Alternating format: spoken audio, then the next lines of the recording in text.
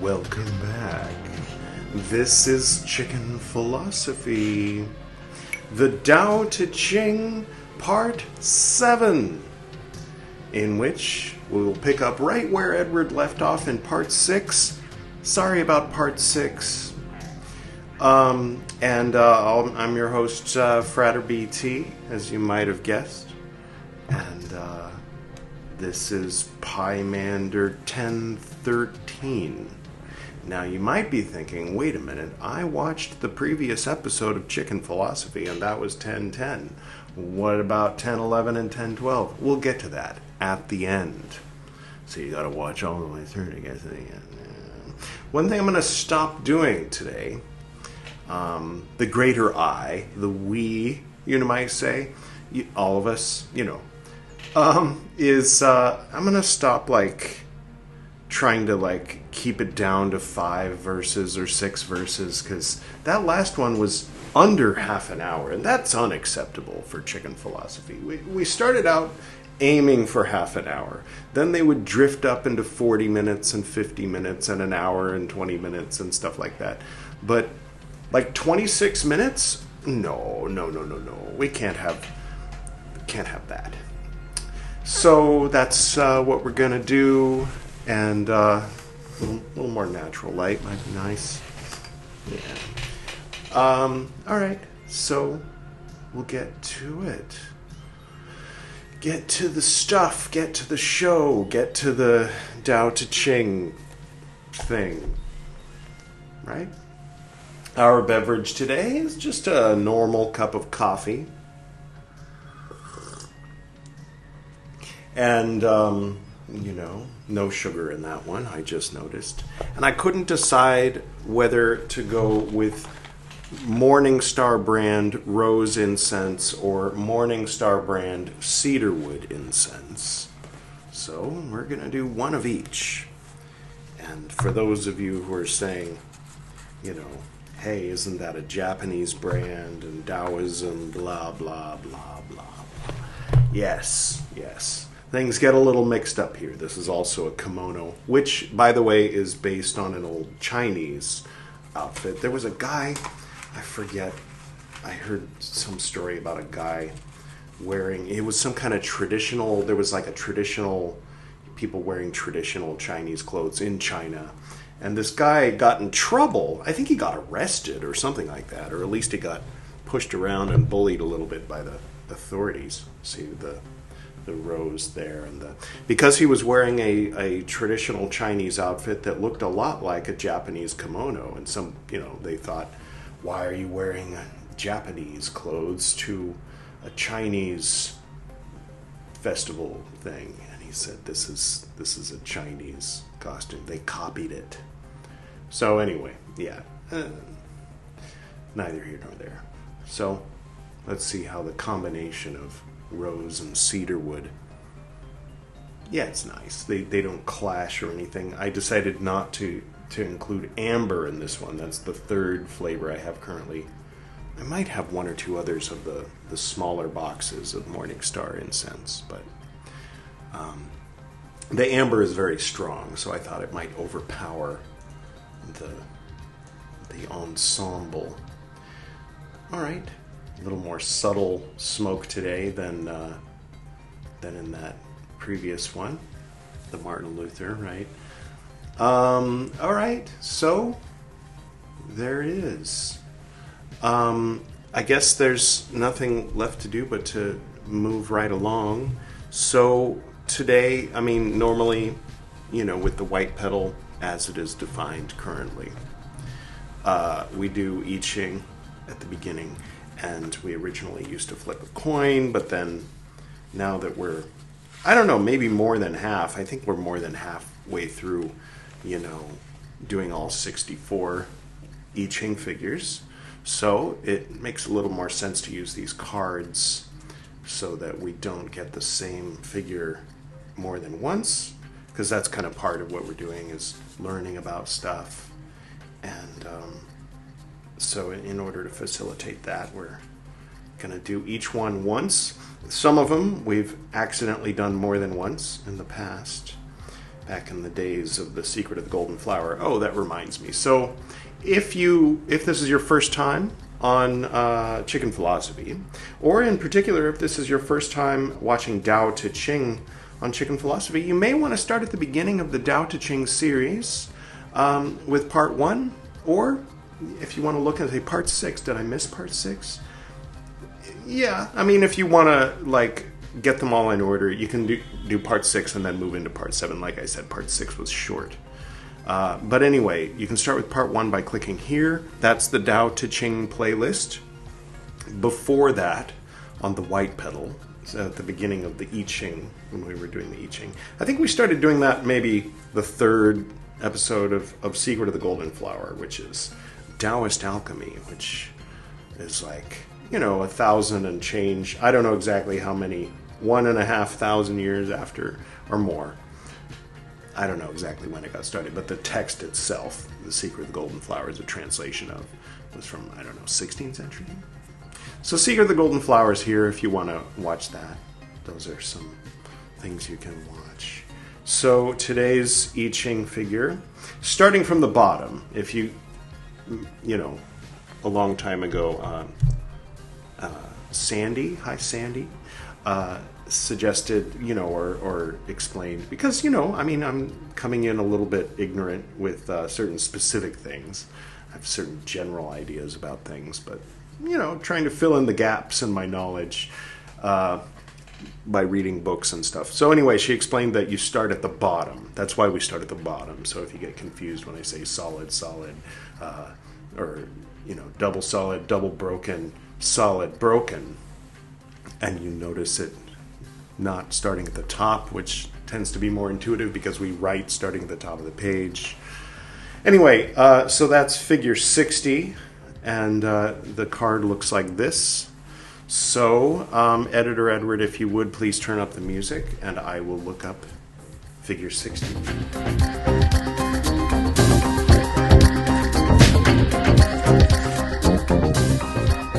We used to get to enjoy the music a bit more in the days of flipping the coins and figuring it out, and before I realized that there was a number on the card that matches the number in the book. It's much easier to look them up now, so we don't get those musical interludes quite as much as we used to. The good old days, right? Be here now, right? Chia. Chieh, I guarantee I'm not pronouncing that correctly. It is called limitation. Depending on context, that's not always a bad thing. You need limitation, right? I mean, this cup, for example, limits the coffee to a certain space in space, right? A certain, so that it doesn't spill everywhere, so that we can drink it. So you need limitations. You need Saturn. You need triangles. You need, everything can be fucked up, right? Unbalanced or adverse Mars, adverse Venus, adverse Mercury even, Saturn, you name it, all of them are not good. And in their proper place, they're absolutely necessary for life. I mean, if you look at things in terms of the 7 ancient planets, which I do. Limitation. Voluntarily chosen limits empower your growth. Ooh, I Ching dropping bars today. How about the voluntarily chosen limits of reading 5 books and taking on 3, sometimes 4 personas in a particular order and arrangement? It's a chosen limitation, and then sometimes going over to Buddhist Books podcast and being limited to this 10-pointed clock. You can choose your limitations and then work within them. Good art, like when you only have 3 colored pencils and you try to do a portrait of somebody and it's like some kind of off yellow and some kind of blue and some kind of purple or whatever, can make for something very interesting and beautiful and unique. So that's interesting. So I totally agree with that. I mean, I could wear that on a necklace and be happy to talk to people about it and get it as a conversation piece. All right. So, I don't know why this guy's here. He's a frog. Some kind of traditionally something frog. He's here, just so you know, if you were wondering. Now I will read some I Ching. And let's see what it has for us today. Starting with Chapter 39. From of old, there are not lacking things that have attained oneness. The sky attained oneness and became clear. The earth attained oneness and became calm. The spirits attained oneness and became charged with mystical powers. The fountains attained oneness and became full. The 10,000 creatures attained oneness and became reproductive. Barons and princes attained oneness and became sovereign rulers of the world. Now, sidebars, sometimes there's sidebars. We just kind of have to get into the flow. When we read Martin Luther, we have to accept that when you murder a lamb, you lose your guilt and take on the innocence of the lamb rather than add to the long list of the things you did that make you guilty, right? That's something we have to swallow in order to comprehend what Martin Luther is talking about sometimes. Just giving that example. And Tao Te Ching, kings are good. It's a good thing. Yeah, governments, monarchistic governments are a good thing. I'm not saying, don't clip that out of context, please. I'm just saying, he who wears the ring, gotta kiss it, gotta bow down and prostrate yourself. And prostrate sounds a little like,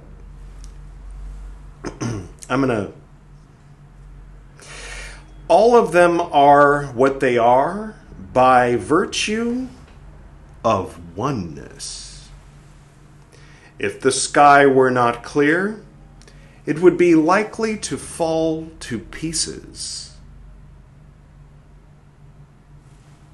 If the earth were not calm, it would be likely to burst into bits. If the spirits were not charged with mystical powers, they would be likely to cease from being. If the fountains were not full, they would be likely to dry up.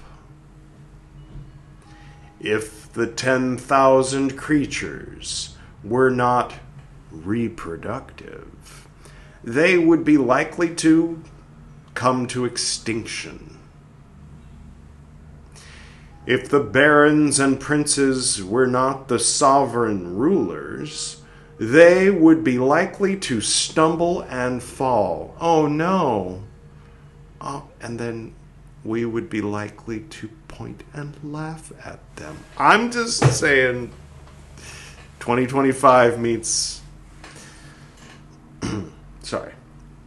Truly, humility is the root from which greatness springs. And the high must be built upon the foundation of the low. That is why barons and princes style themselves, quote, the helpless one, end quote. Quote, the little one, end quote. The little one. And, quote, the worthless one, end quote.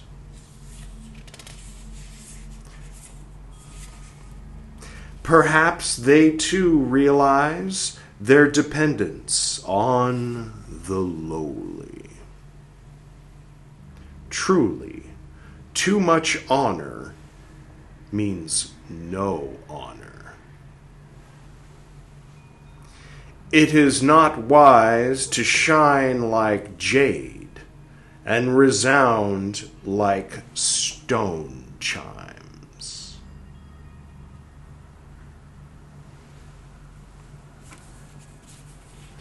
"40.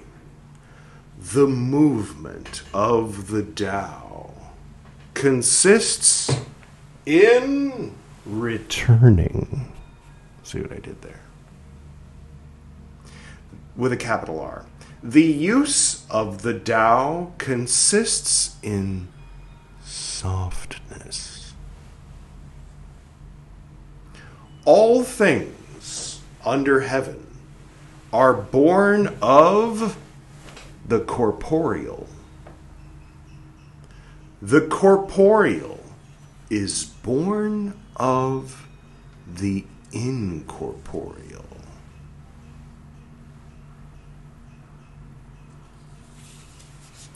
It's true. That was a short chapter, wasn't it? 41. When a wise scholar hears the Tao, he practices it diligently. When a mediocre scholar hears the Tao, he wavers between belief and unbelief.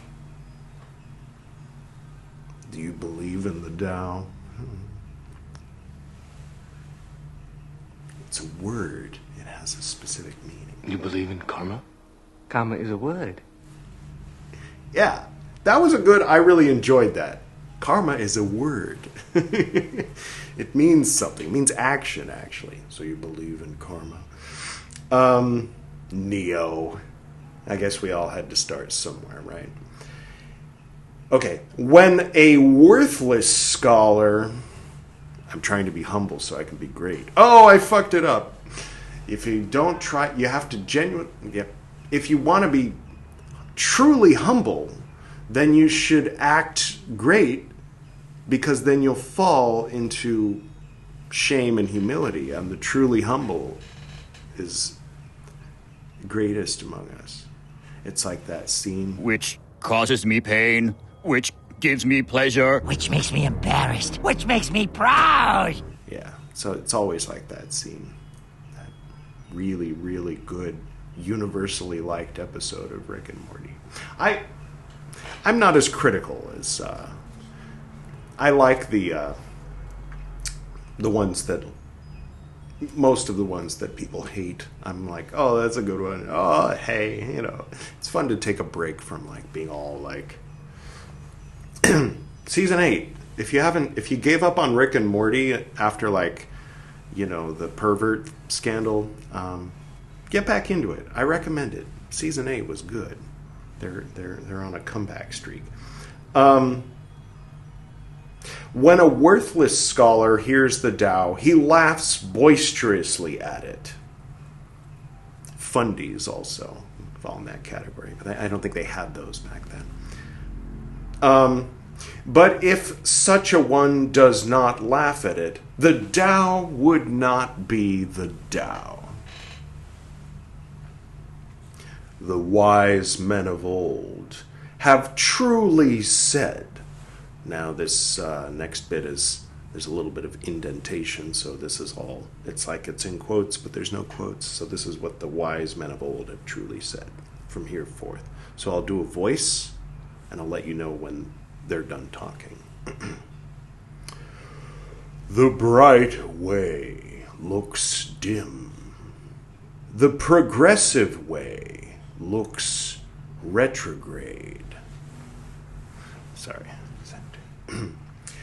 The smooth way looks rugged. Smooth operator, smooth operator.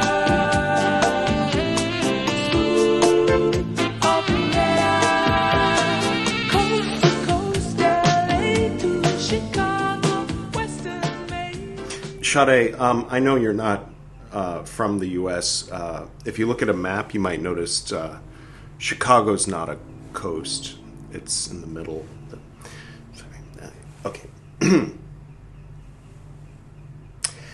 Where was I? Yeah, the smooth, the high virtue looks like an abyss. Tree of Life me. So up here you got the abyss up between the ethical triangle and the supernal triangle, and that is indeed a very high virtue. I don't know. I tried. Sometimes I try to jam things into the Tree of Life like a square peg into a round hole, as many who wear this tend to do. It's kind of our thing. Anyway, great whiteness. Sorry, no, that was ironic. Looks spotted. I'm sure, lovely model. It's like, never mind. Abundant virtue looks deficient. Well, that unironically. Sorry. Established virtue looks shabby. Solid virtue looks as though melted.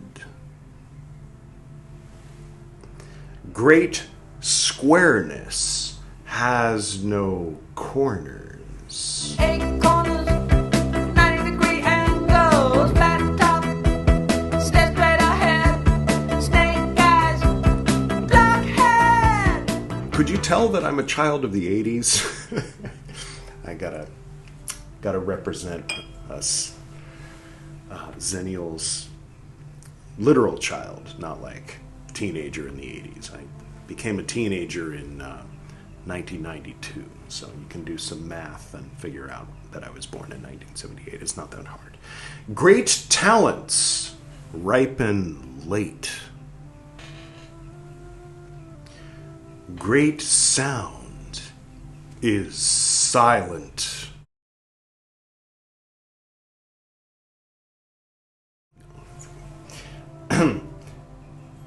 Great form is shapeless. Look at that formless blob over there. Ooh. No. Form is emptiness, emptiness is form? Maybe? No, that's a different religion, BT. Get it together. Buddhism isn't Taoism, unless you're talking about Zen. And then it kind of is, and is not. Oh, okay, so that's the end of the quote. That was what the the wise men of old used to say, or whatever. The Tao is hidden and nameless, yet it alone knows how to render help and to fulfill. 42. I'm always on the lookout. I'm always open to hearing the meaning of life.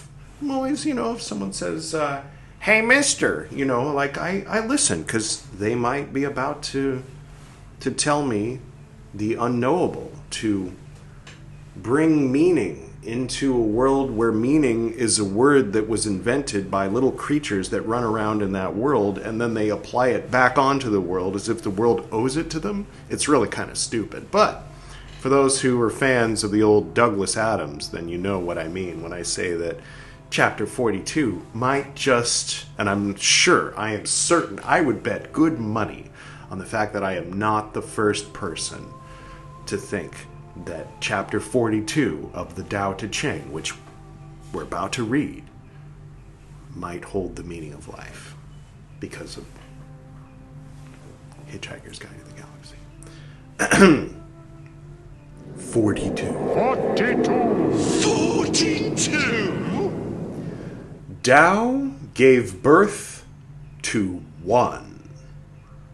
One gave birth to two. Two gave birth to three. Three gave birth to all the myriad things. Sidebar. Editor Edward, could you play the bit from the Chaldean oracles that I'm thinking of? Where the paternal monad is, the monad is enlarged, and generateth two.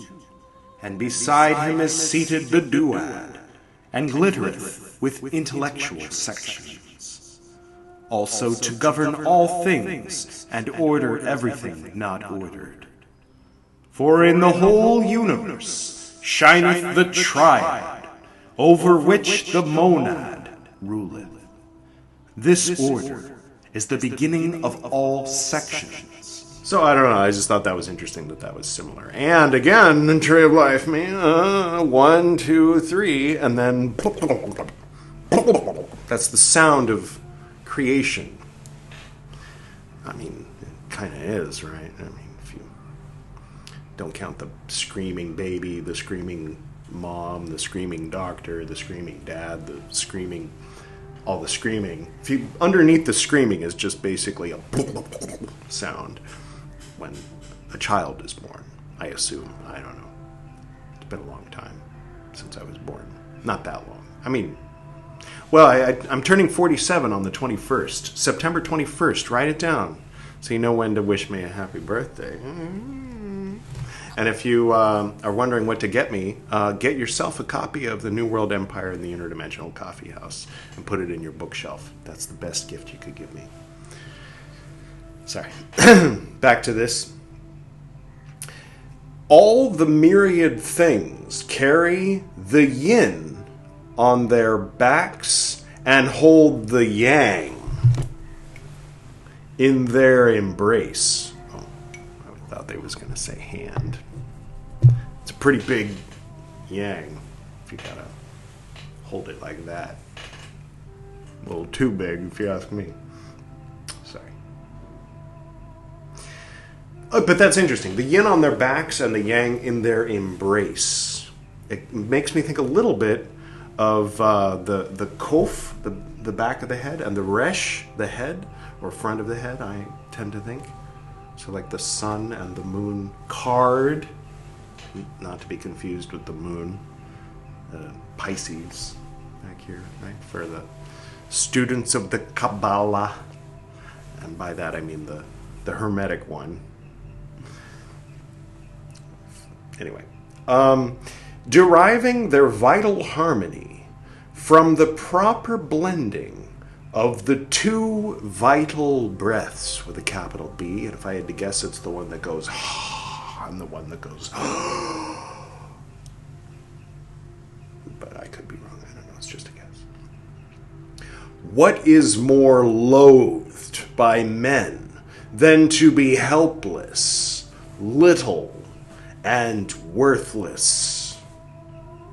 Question mark. Didn't Elijah say something about he'll be despised by men? Sorry. Was that Elijah or Ezekiel or one of the prophets? They always go, if you've listened to enough AM radio on long drives between states and the U.S., then you're familiar with enough scripture to know that reference. And yet there are the very names these are the very names the princes and barons call themselves. I mean, this is like an interesting insight into whatever time and place, I mean China, and a long time ago, because that's not a thing. As far as, I mean, unless I'm forgetting somebody, I don't know of any king or baron calling himself like, hi, I'm Worthless John. I mean, that'd be kind of cool. But, yeah, it's not really a thing. But, I don't know, maybe we should bring it back. No, then we'd have to bring barons and kings back. They're already there. I know. We just have different names for them. No. Yes, truly, one may gain by losing.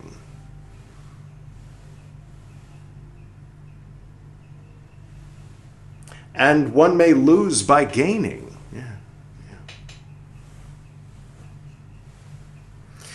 What another has taught, let me repeat. Quote, a man of violence will come to a violent end, end quote. These violent delights have violent ends. Thank you, Dolores. Was that her name? It's been a few years. Remember when that was good? Oh, it was so good. Kind of shat the bed at the end there, didn't it? I mean, I watched it. I was like, cool. Not as cool, but cool in its own way. It's hard to judge something on its own merit when it's the third season of something where the first season was like, damn. Whoever said this can be my teacher and my father. Wow. All right, did we get the meaning of life? Yeah. I mean, I was being silly throughout it, but this is some meaning of life type shit in chapter 42, I have to say. It's pretty good. 43. The softest of all things. We're all thinking it. It's okay. Overrides the hardest of all things. Ain't that the truth?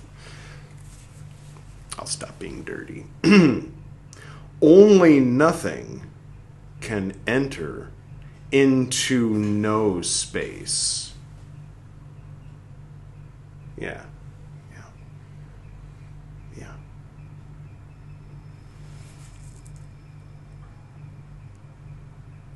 Don't worry. At your core nature, you are that nothing, which it's not something to freak out about.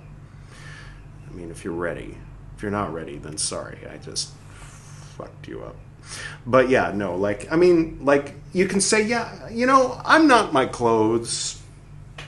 I'm not my face. I mean, you look at pictures of when you were younger and you're like, I thought that was me, but that's not me. And you know what? Neither is this. And one day it won't even be this. Yeah, I'm not my clothes. I'm not my face. Are you your personality? Well, my personality has changed quite dramatically since I was a screaming baby, right? So probably no. Maybe right now. Well, right now, my personality, my clothes, my face are expressions of me, you might say, in this moment, the way that a flower is an expression of the seed. And in a similar way, God, let's bring up the tree of life. So see what's above, bring it down. What's above the tree of life? Yeah, the veils of negative existence, right? You got your limitless light, but inside, beyond that, higher than that, you might say, you got your limitlessness itself. No limit, right? There is no limit. Ein Sof. Ein, meaning there is no limit, right? But the greatest, the highest, the most original nature of God is Ein. There is no thing. At the heart of God, God's truest, most inner core nature is nothing.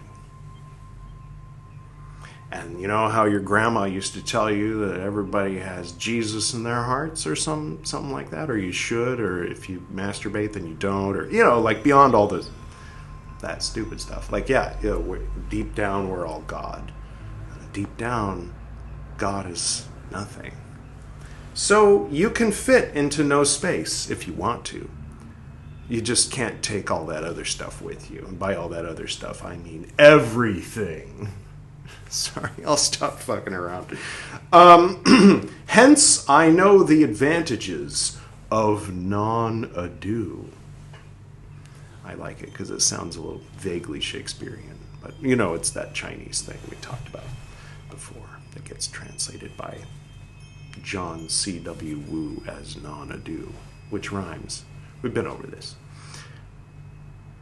Few things under heaven are as instructive as the lessons of silence. Within the sound of silence, With a capital S.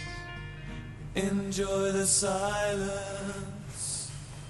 That was my generation's sound of silence, was enjoy the silence. Every generation needs a good song about silence, I'd say. Or as beneficial as the fruits of non-ado. Few things are as beneficial as the fruits of non-ado. Good stuff. Good stuff. I love this Tao Te Ching. So much better than Carl Jung's commentary on The Secret of the Golden Flower in the last 20 episodes. For those of you, hi, who are currently going through The Secret of the Golden Flower, enjoy those early episodes. You know, I mean, you get to enjoy, later on, you get to enjoy watching me get frustrated and complain at Carl Jung for his narrow-mindedness. But, yeah. No, the text is good. There's, like, the intro, like, 5 episodes, then from episode 6 to episode, I don't know, 20, is the actual translation of the text. And it's good. And then after that, it's Carl Jung being 1931 Carl Jung.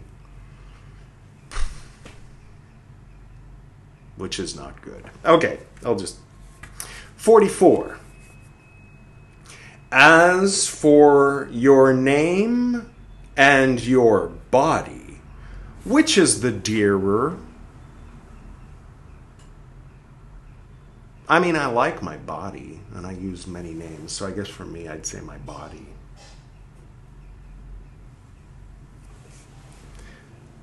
As for your body and your wealth, which is the more prized? Well, that would vary from person to person.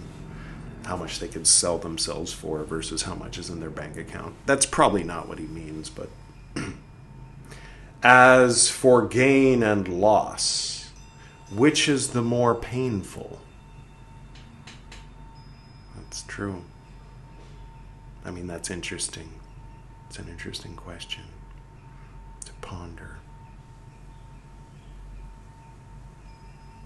I suppose it depends on what you're talking about, and it depends on the person being asked, doesn't it? Thus, an excessive love for anything will cost you dear in the end. If you're using the attachment definition of love, I'd say.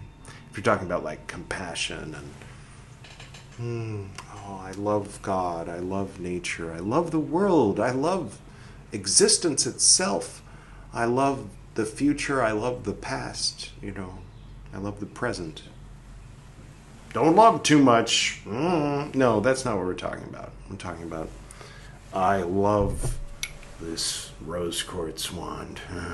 Oh, so much. This is the most important thing in my life. Then it rolls off the table.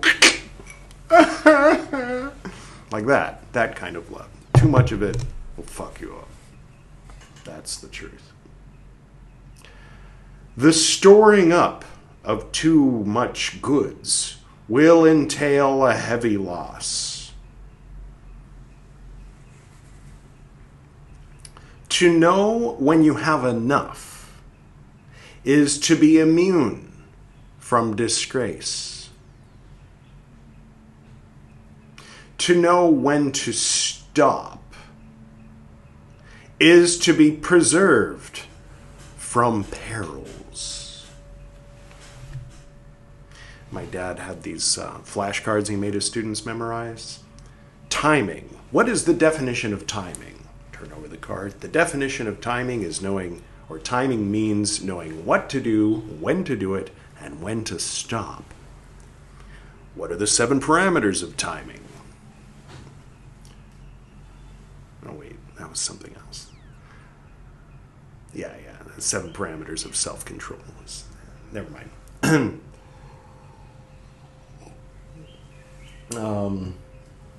Oh, just for the fuck of it, Dad, from 1990 recording, Ghost of Dad, could you remind us the 7 parameters of self-control? What are the 7 parameters of self-control? Answer.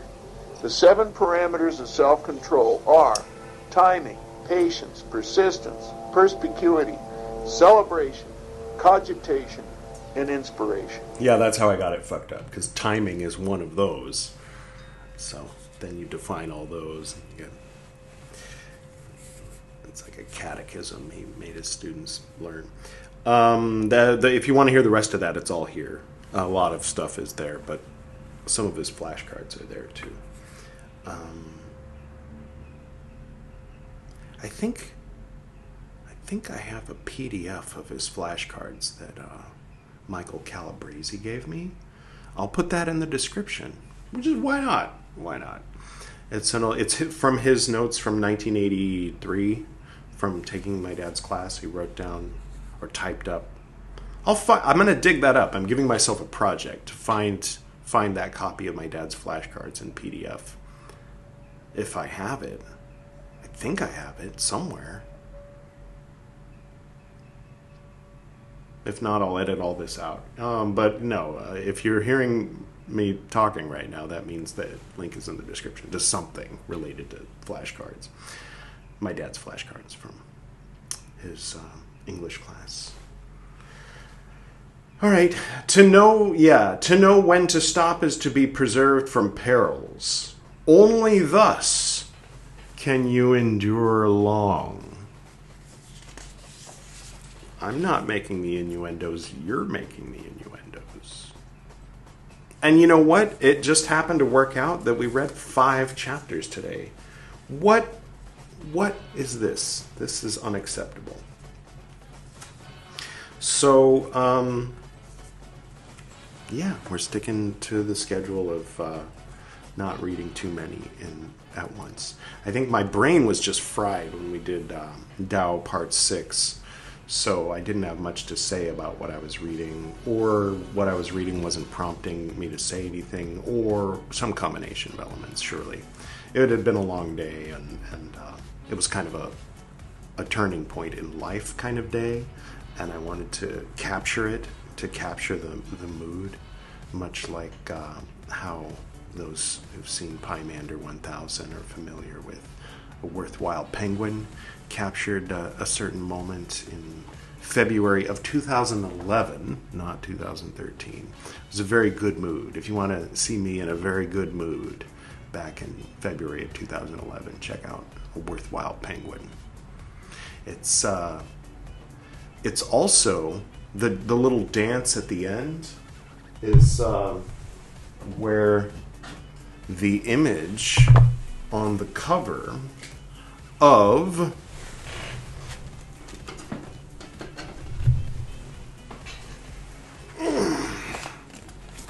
Sonnet 1's book. This is like the main Sonnet 1 image. This is an image from the dance at the end of Sonnet number 10, A Worthwhile Penguin. So, as promised, I don't feel like putting this back right now. I'll do it later after we close. So, there's going to be an end screen for those lucky few who made it all the way this far into the video. I appreciate you. If you would. So yeah, okay. So this is 1013 that you're watching. 1010 was Martin Luther part whatever the fuck. And so 1011. Now, for those of you who caught the short on Gwydion's Astral Coffee House called Svinuritoch and I Krothpan. I am Svinuritoch. Me I Krothpan. Okay, good. Right, that's Svinuritoch and I Krothpan, basically like lower octave, more primal, extreme versions of Edward and Gwydion, perhaps. That's canon now, because I said it. Right. So at the end of that one, it ends like this. Okay, Choltiez, hit it! And now, so you might be wondering 2 things. One, who the fuck is Choltiez? Hey, Choltiez. Yeah? All right, nothing. You can go back to what you're doing. That's Choltiez. So he's been mostly dormant for the past couple decades, but he used to play keyboard in a band, and he used to have a baby grand piano his mom got back in the old days, and so it was out of tune. And so the second question is, what happened after Gwydion said hit it? And so the answer is in Pymander 10:11, entitled Choltiez Requiem the Remix. So it's Choltiez playing on an out of tune baby grand piano, and Edward, Gwydion, Frater BT, Sonnet 1, Pymander, Choltiez, Svinuritoch, and I Krothpan You might say singing or making like vocal sounds, perhaps, together in an improvised way. Not really together, but at the same time. And, just for about, 20 minutes or so. And the pedals kept, like, the piano was like held together, just like there were books shoved underneath the pedals so that they would stay attached to the piano, and so like occasionally the books would slide, or the metal pole would come out, and Choltiez would have to climb under the piano and shove everything back in and put the books back under. And so it's nutty. It's pretty nutty. So that's going to be up here. Down here is going to be Pymander 1012, which is the Buddhist Books episode, Buddhist Books podcast episode. That's our sister podcast for those who are new, and it's the original. So Buddhist Books podcast was there for 2 years, and then it gave birth to Chicken Philosophy. Now I am a more balanced person because there is both Buddhist Books podcast and Chicken Philosophy. I'm not forcing myself to be the guy in Buddhist Books podcast all the time, only 1/3 of the time. But I'm thinking about making it half. We'll see how that pans out in the future. So that'll be down here. It's fun. It's silly. It's the end of Mahavaga 8. And, check it out. It's fun. It's almost an hour. It's a little longer than most Buddhist Books podcast episodes. So there you have it. There's your choice. One or the other. You've all seen Matrix 2. It's all about the illusion of choice. Don't think about turning off your phone and meditating, or going for a walk, or going swimming, or splashing cold water on your face, or drinking water, or doing pranayama, or deep breathing, or stretching, or going bicycling. See, I'm using reverse psychology. Do one of those other things. Don't watch one of my videos. Now I'm doing reverse psychology to get you to watch one of my videos. You just can't. I'm too slippery, like a fish. Do what thou wilt. Until next time.